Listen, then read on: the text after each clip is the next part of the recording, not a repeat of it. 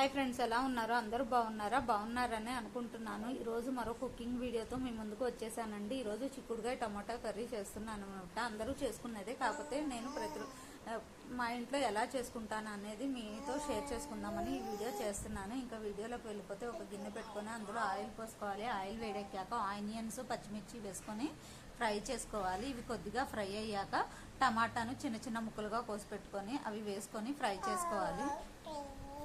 నేను ఇక్కడ 2 టమాటాలు తీసుకున్నానండి, మీడియం సైజ్వి.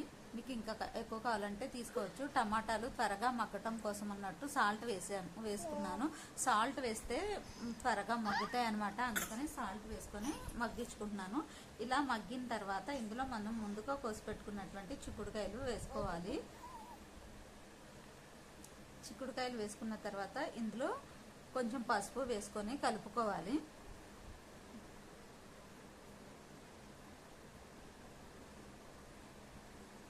మధ్యలో మా బాబు సౌండ్స్ వస్తాయండి, ఎక్స్క్యూజ్ చేయండి, చిన్న బాబువి.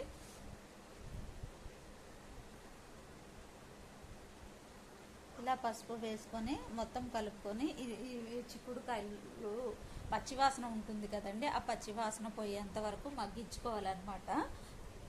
సహజంగా కూరగాయల్లో ఎట్లయినా పచ్చివాసన ఉంటుంది కదా, ఏ కూరకైనా సరే మనం ఆయిల్లో వేసుకున్నప్పుడు అవి పచ్చివాసన పోయేంత వరకు మగ్గించుకుంటే కర్రీ అనేటువంటిది చాలా బాగుంటుంది అనమాట. ఇలా మగ్గిన తర్వాత పచ్చివాసన మొత్తం పోయాక ఇందులో కారం, ఒక 2 టేబుల్ స్పూన్ల కారం వేసుకొని కలుపుకోవాలి.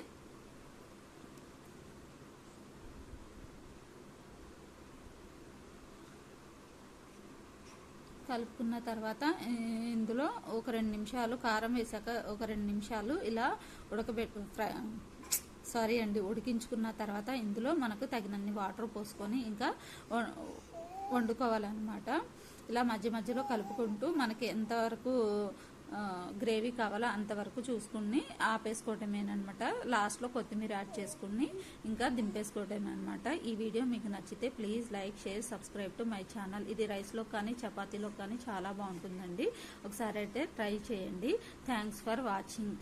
Please like, share, subscribe to my channel చెన్నైలో Telugu mom. Thanks for watching.